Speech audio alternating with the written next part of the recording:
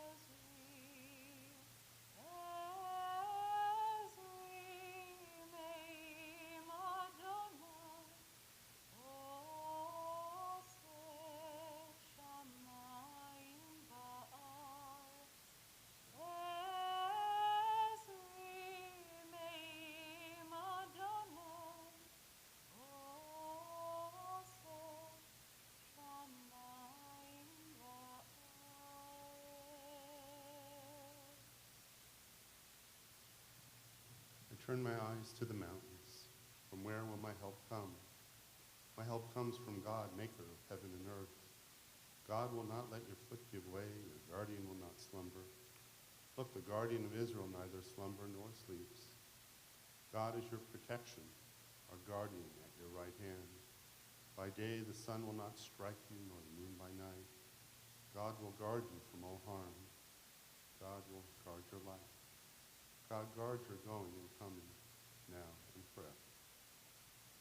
We read responsively, God, who may abide in your house, who may dwell in your holy mountain? Those who are upright, who do justly, who speak the truth within their hearts, who do not slander others or wrong them, or bring shame upon them, who scorn the lawless, but honor those who revere God, who give their word and come what may, do not retract, who do not exploit others, who do not take bribes. Those who live in this way shall never be shaken. The sage was passing through a field where he saw a very old man planting a carob tree. Why are you planting that carob tree? He said. You surely do not expect to live long enough to see that tree bear fruit. Ah, replied the old man, my ancestors planted trees not for themselves, but for us, in order that we might enjoy their shade or their fruit. I am doing likewise for those who will come after me. From this we learn, the righteous, even after death, live on.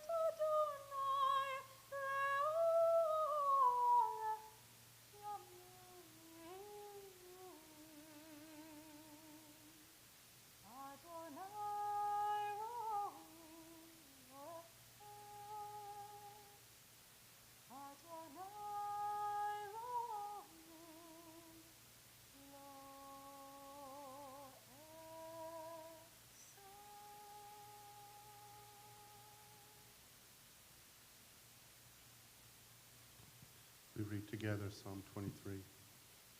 The Lord is my shepherd, I shall not want. He maketh me to lie down in green pastures. He leadeth me beside the still waters. He restoreth my soul. He guideth me in straight paths for his name's sake.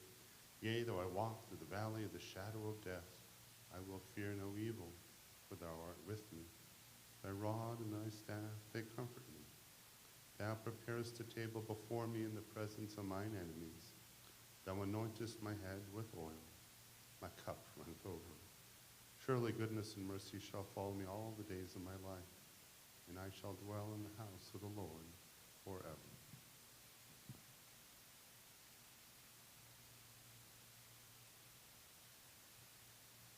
It is a fearful thing to love what death can touch. Fearful thing to love, hope, dream to be, and not to lose. Think of fools this, and a holy thing to love. For your life has lived in me, for your love once lifted me, for your word was gift to me, to remember this brings painful joy.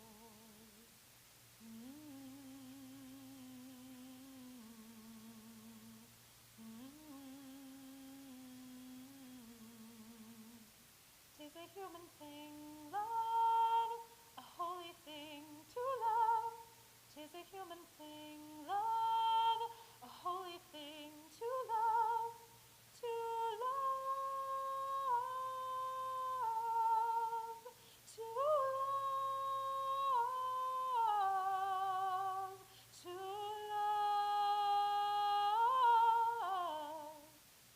love what death has.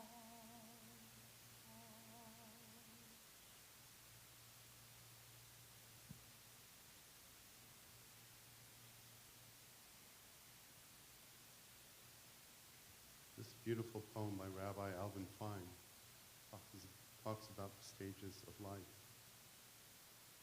from birth to death to life everlasting, a favorite of mine. Birth is a beginning and death a destination.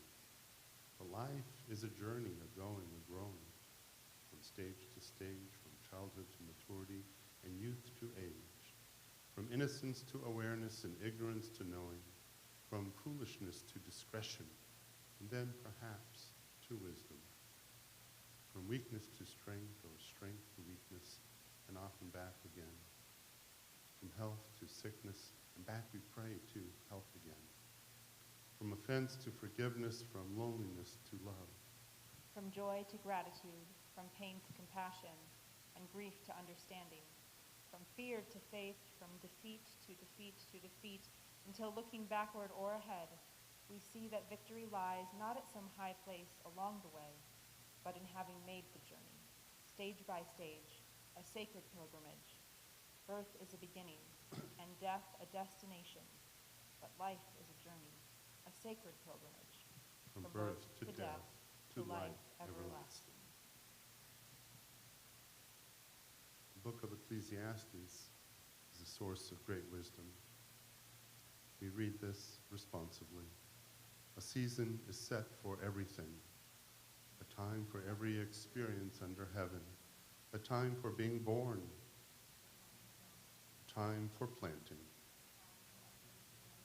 a time for slaying, a time for tearing down, a time for weeping, a time for wailing,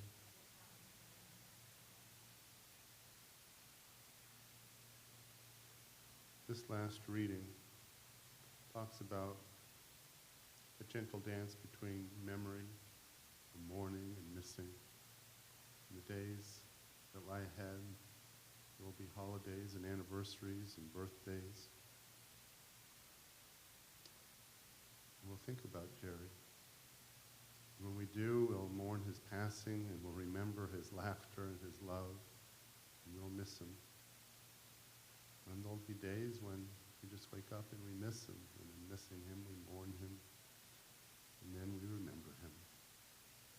And so the dance goes back and forth between memory and mourning, the pangs of the heart missing.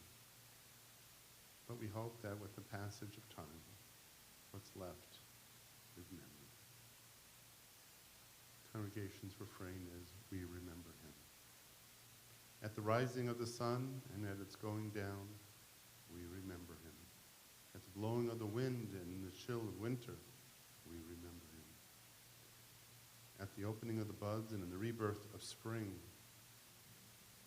at the blueness of the skies and in the warmth of summer, at the rustling of the leaves and the beauty of autumn, at the beginning of the year and when it ends, we remember him. As long as we live, he too will live, for he is now a part of us as we remember him. When we are weary and in need of strength, we remember him. When we are lost and sick at heart, when we have joy we crave to share, when we have decisions that are difficult to make, when we have achievements that are based on his, we remember. As long as we live, Jerry too will live, for he is now a part of us as we remember him. In a few moments, we'll call upon family members to share some stories about Jerry and what brought them joy. He's survived by his wife, Jean, his daughter, Laura, who's married to Todd, daughter, Lisa, married to Mark, the grandchildren, Seth and Taylor, and Noah, and Zachary, sister-in-law, Norma Friedman, sister, Deanne Altwitz Stralzer, so many nieces and nephews. And he was preceded in death by his parents, Ruth and Max, and his brother, Leon. Jerry passed away peacefully, surrounded by his family on August 15th. He was born October 28, 1941 in Hammond, Indiana, to Max and Ruth Friedman. The baby of the family, Jerry and his two siblings, Leon and Deanne, grew up in Willamette City, Illinois. He studied business at the University of Illinois. He later accepted a position with Montgomery Ward. Remember Montgomery Ward? In its executive manager training program. And while there, he met a beautiful 19-year-old girl who worked in accounting, Jean Stacks, the woman he would call wife for the next 55 years.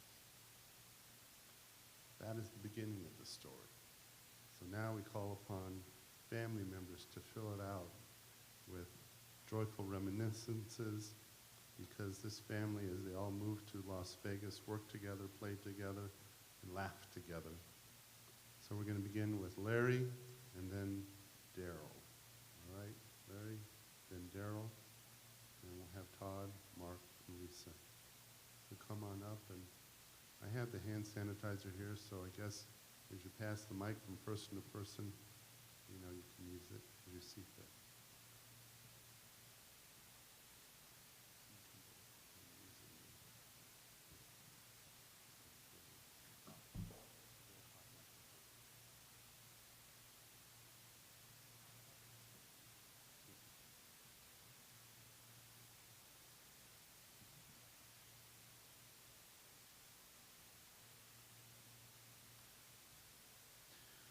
Oh, my Uncle Jerry.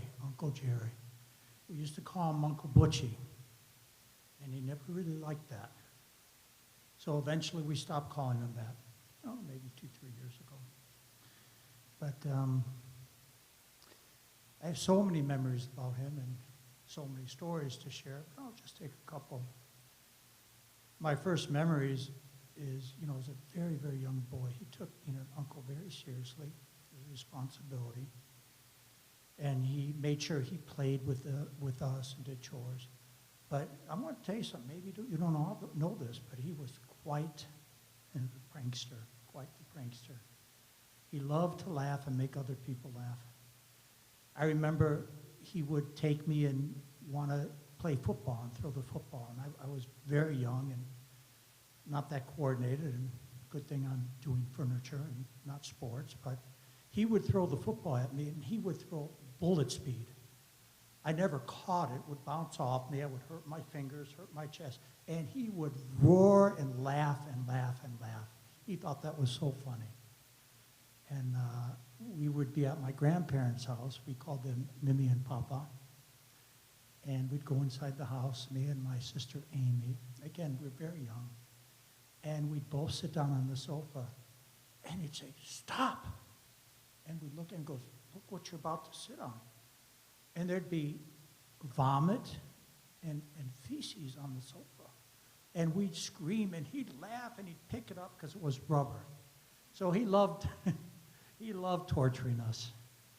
But we seemed to get him back at some times. But, you know, as he matured and became a man, being a prankster only evolved, and he got worse.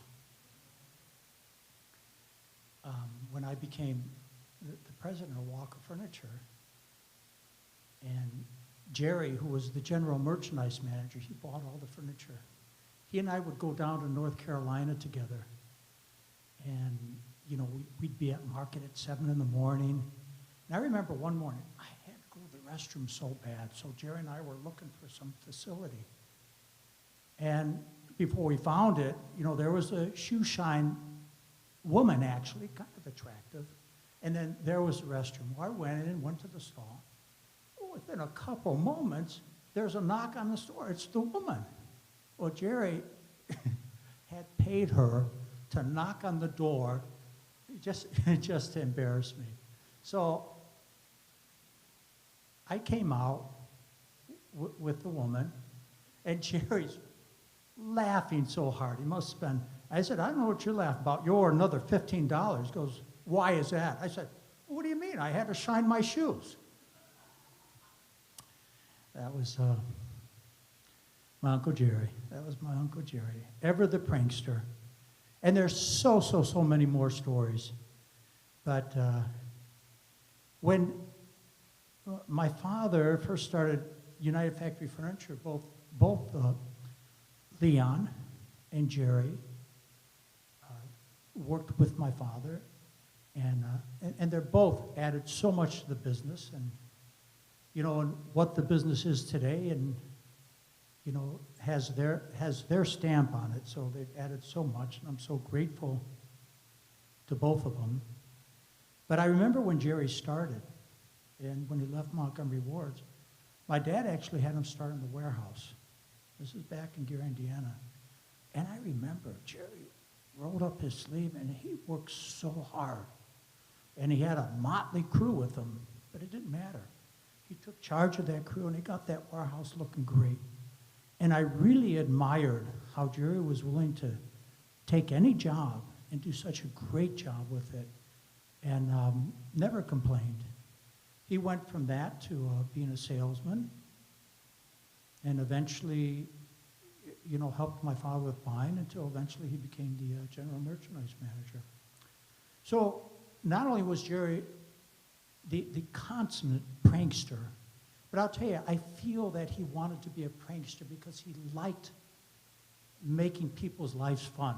He liked bringing people together, sometimes at their expense, but that was Jerry. He had a very, very kind heart. He was very hardworking. I think he loved the people he worked with. And I admired him so much. And, you know, whenever I needed, you know, help and guidance, I would go to Jerry and say, what direction do you think we should go to? And his instinct, his business acumen was so right on. I always got the guidance I needed.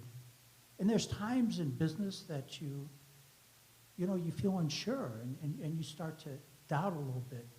Well, at that time, Jerry would sense it. He'd always be a rock. He'd always say, you know, these are just business conditions. I wouldn't worry too much about it. Things will get better. And they did. They did. So You know, and I'll tell you something else. Whenever life would throw you a curveball, as they do with everybody, Jerry would work through that with, you know, he just worked right through the adversity. And I admired that so much about my Uncle Jerry. And I will sure miss him. He was a wonderful uncle and a wonderful man.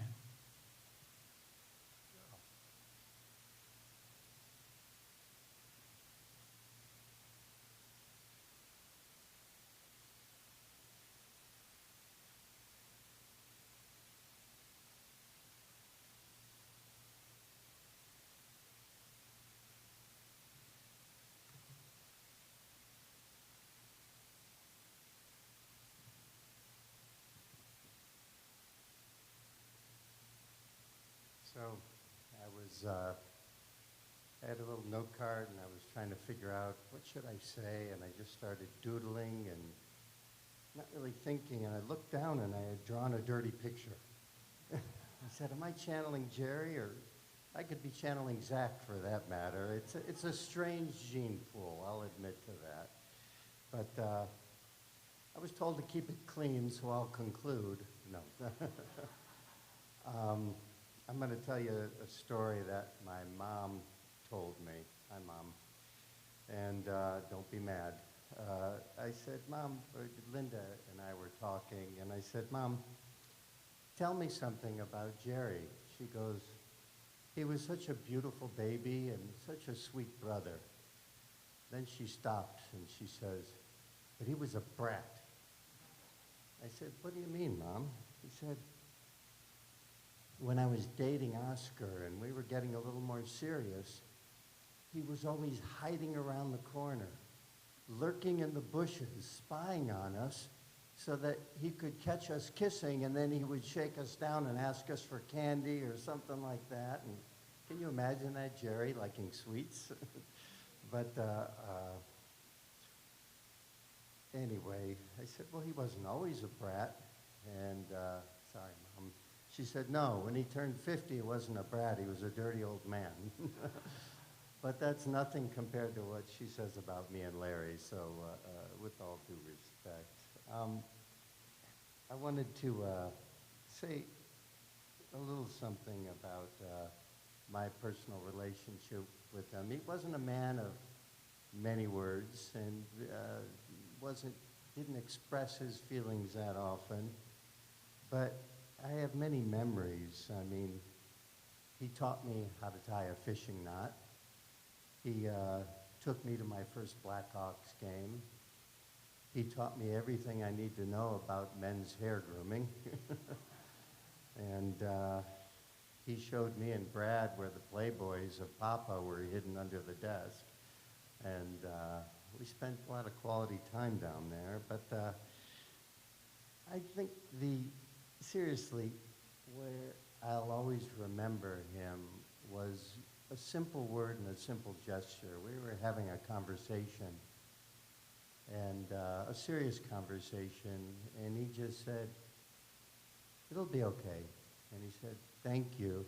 And he put his arm around my shoulder, and I'll always remember that sincere expression of trust and affection, because that's the kind of man he was.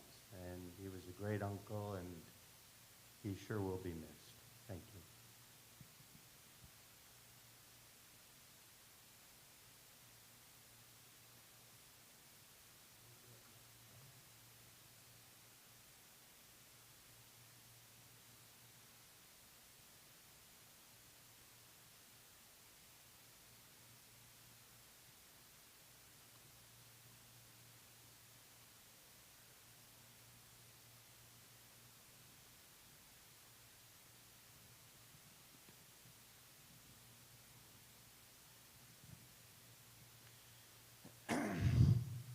Excuse me. Although this is officially a funeral, I thought it would be more appropriate to really call it a celebration of life, celebration of Jerry's life, rather. I, too, promised my mother-in-law that this wouldn't be too, quote-unquote, funny, because she was very nervous. But what was I going to do? I had all my material written, I mean, you can't go. It was already lined up, and it's funny because Daryl was right. Jerry really was a man of few words. In fact, I think to understand Jerry, you really had to understand his expressions, because that was really the end of the sentence. And if you didn't understand his expressions, probably didn't understand him all that well, and I think I did, and I was very honored to be able to understand him. But I thought to myself, how am I going to share the essence of who Jerry was without humor? How important he was to me and our immediate family. And, when I first met Jerry, he was, at the pinnacle of his career and his life, and successful businessman, father, husband, and of course, we all know he continued to be a fantastic father-in-law and grandfather too, but how could I explain how this sophisticated businessman, the man of many little words and such a serious face, how this same person could light somebody's feet on fire while they were waiting for a customer and they accidentally fell asleep at the store? How could this be that same person? How could he literally sit in an office trying to give me a price and pause to call his brother Leon in the office to help him with the pricing that he obviously knew how to do? But it was that he passed gas and he wanted to see the expression on Leon's face. Assure a favor I'm sure he's going to return upon his entry into heaven, as I'm sure he's fighting with my dad over who is officially up to greet Jerry. I know all the Walker people will understand what that means. Nobody else will, but... And again, how could I explain how he loved a dirty joke? I would remind him over the years, this joke is really funny, but, I'm married to your daughter, don't you? And he would just look at me and grin and say, yes. And I know he just loved the torment of it. I mean, how could I explain the retirement of his wheelchair? Smith's grocery store actually named his wheelchair the End Cap Destroyer. You just can't talk about it without laughing. Obviously, the last month or so has been very difficult for our family and for Jerry, especially the last few days, but the one thing that's interesting is looking over hundreds of pictures over the last few days. The one thing I found in common is Jerry never was without a smile. Even though he was ill, his spirit really never changed. And although he was a man of little words, his final words I think I'll remember forever. And if I look at the last month, I look at when we originally took him to the hospital and we were begging of him, are you sick? Are you in pain? What's going on? And he just simply answered and turned around and said, I'm pissed. And why was he pissed? He was going to miss the game that night. And Jerry just never understood how things, he always understood that things, the way they were supposed to be the way they were. And when he came home from the hospital the first time, they actually brought him to the wrong address.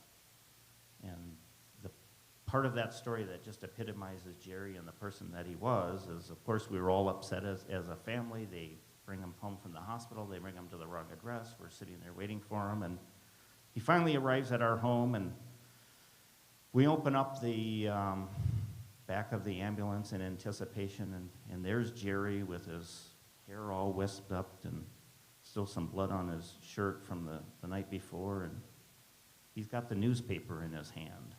And he stopped and he made the ambulance driver get the newspaper out of his driveway, because you're just not going to waste a newspaper. He's already at the house. It doesn't matter. We brought him into the house, and we couldn't get him into the back room. And I remember we had to pull on the sheet, and the ambulance driver couldn't get him in, and they asked if I could help him. And what am I going to do at that situation?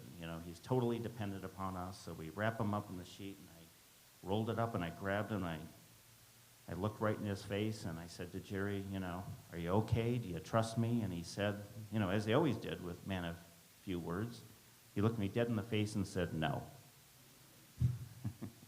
I said, "How do you feel, Jerry?" With your hands, he would say, always taking light of the situation.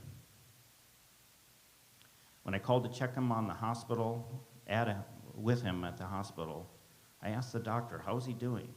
And they said, "I can't give you any information. Who are you?" And he kept on saying, or I kept on saying, "I'm his son-in-law. You can give me the information." They said, "Mr. Friedman, is that your son-in-law on the phone?" And he replied simply, "No, that's my son. We love you, Dad."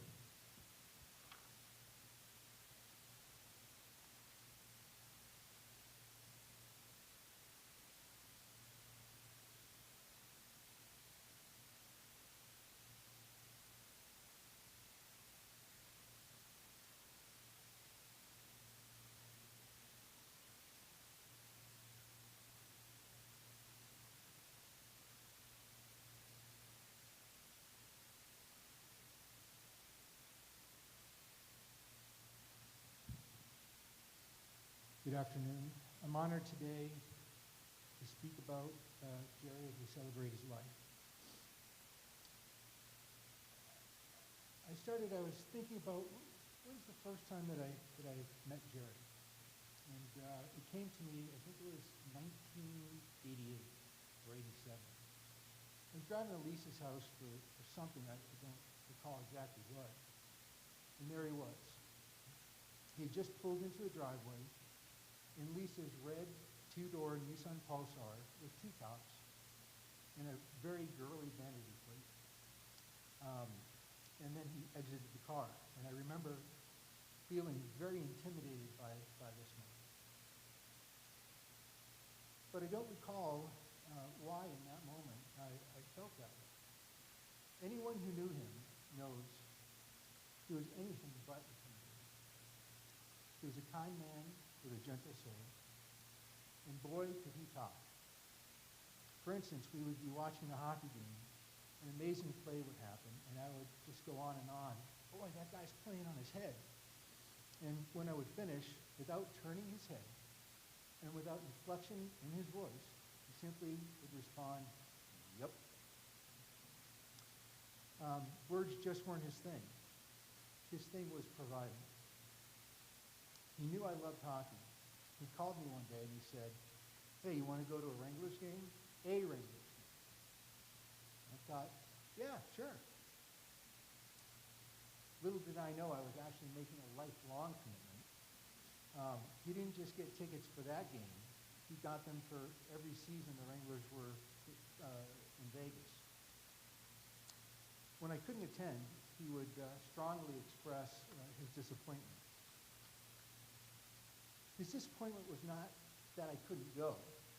Rather, I was denying him the pleasure of giving. That was who he was, and he would never let me return the favor. I quickly learned not to deny him his pleasures and found other ways to reciprocate. Winston Churchill once said, "We make a living by what we get. We make a life by what we give." Jerry and Jean, they gave me Lisa. And Lisa in turn gave me Noah and gave me Zach. And I will be eternally grateful to both Jerry and Jean for the life they've given me. Let me leave you with the words from Sir Terry Pratchett. "No one is actually dead until the ripples they have created in the world die away." Having known Jerry when I was an adolescent, and for 23 years of my adult life, I see him in Jean, I see him in Lisa, I see him in Laura, Todd, Seth and Taylor, Noah and Zach, and in many of you. This is truly a living example of L'Adore Vador. I don't see Jerry's ripples dying away anytime soon.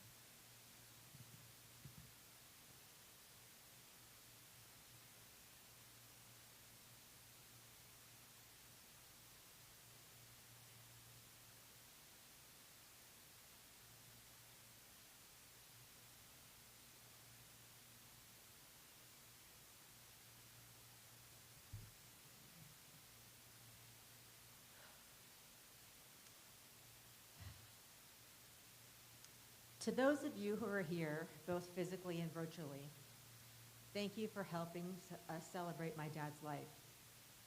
There's no doubt in my mind that if COVID wasn't the new normal, this room would be overflowing with people. To know my dad was to love him, and there were so many reasons to do so. He was thoughtful, giving, funny, tough, a little stubborn, and so many other things too. But for some of these traits, you had to know where to look to see them.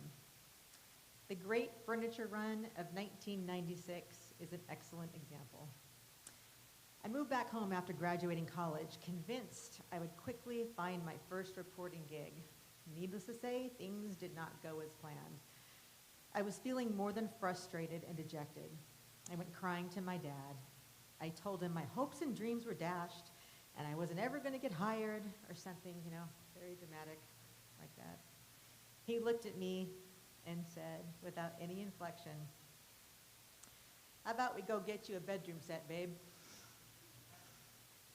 And that's exactly what we did. We hopped in the car, drove to the store, and picked out a new bedroom set.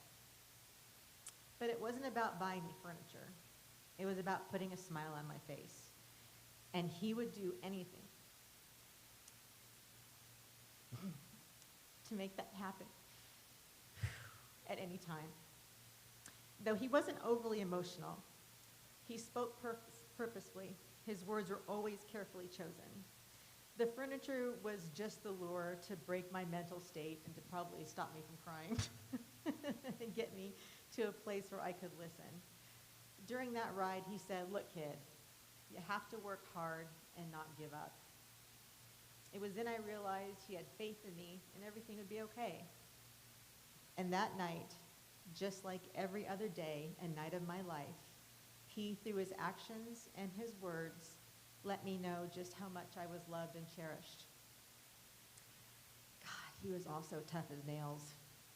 He had so many close calls health-wise over the years.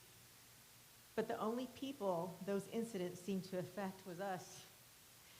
During one of those episodes, he was on a ventilator for 10 days.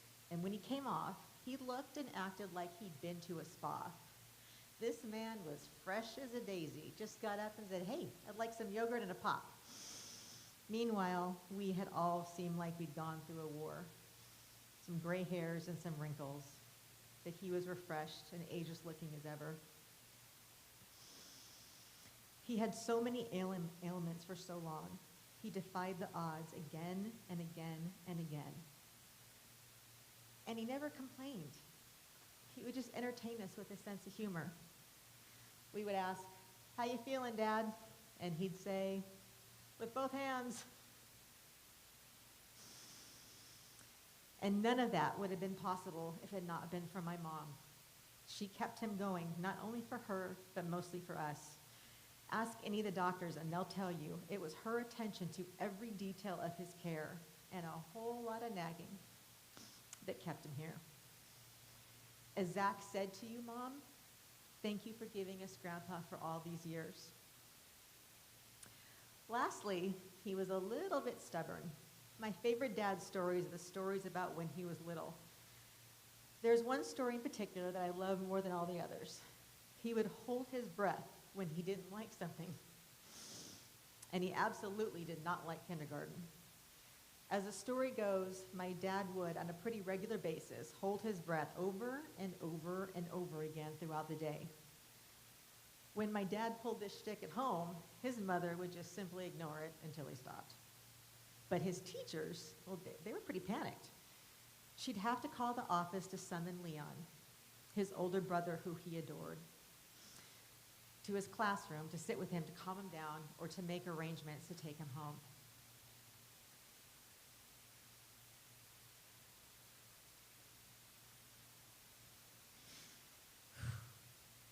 Coincidentally, or maybe something much more cosmic, today is my Uncle Leon's birthday.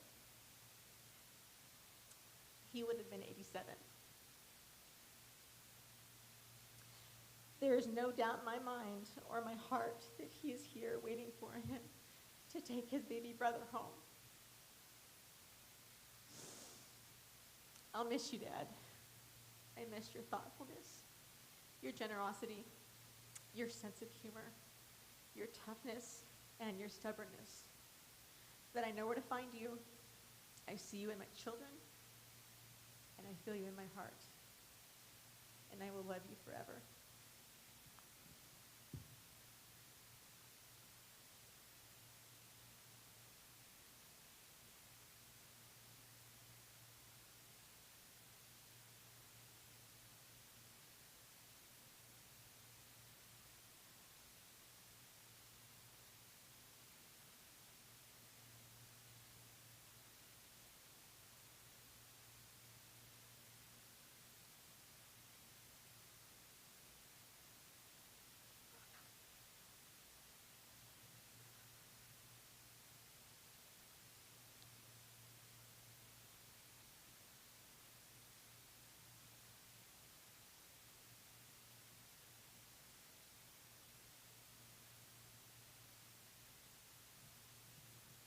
Those are beautiful, beautiful recollections. And it just reflects the span of a life that had many chapters to it. But as you read each chapter, something endures. The sense of humor, his ability to form enduring friendships, his hard work, sense of optimism, his adventurous nature, and his love of family. Those were his constant companions throughout his life. And I think Lisa said it best when she talked about how these childhood sweethearts were devoted to each other. And he built a life that has had many, many branches to it. And you are so fortunate to have children and grandchildren that love you, support you, and were there for Jerry. And when you say, you know what, that's what you do, you take care of someone. We all know that that's not how it works. Some people are more fortunate in life than others to have a caring spouse, and you were there for your husband. And in so doing, you extended his life, and you've gifted his love again and again and again. And so today we celebrate that life, and we continue to celebrate it by how we cherish those values that were important to him, that will go on and live again and again in his children and in his grandchildren, and I dare say in the great-grandchildren, who will hear stories and perhaps even face some practical jokes that say, you know, your great-grandpa used to do this joke, and you'll recall it, and you'll chuckle, and you'll laugh. And if you get a scowl in return, you'll say, well, don't blame it on me. You know, Jerry's the one who started this. And you'll remember him, and you'll smile. And that smile will be a missing. And that missing will be love. Zichrono livracha. May his love endure. May his life be an abiding blessing. And let us say, Amen. We conclude with a prayer called El Malei Rachamim. It is the prayer in Jewish life that talks about life after death, and it asks that his soul rise up to the high heavens above.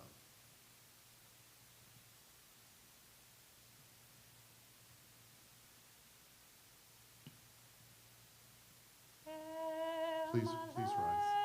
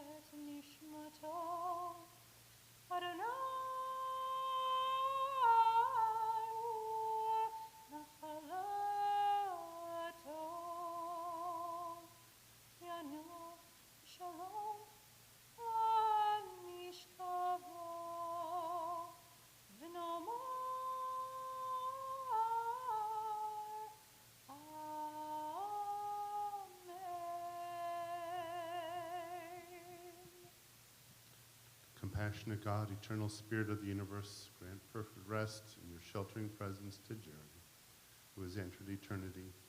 O God of mercy, let him find refuge in the shadow of your wings, and let his soul be bound up in the bond of everlasting life. For God is his inheritance. May he rest in peace, and let us say, Amen. You may be seated. We're grateful for Kraft Sussman that has made arrangements for today's service. Laura, we call you forward. We'll have the pallbearers come forward at this time.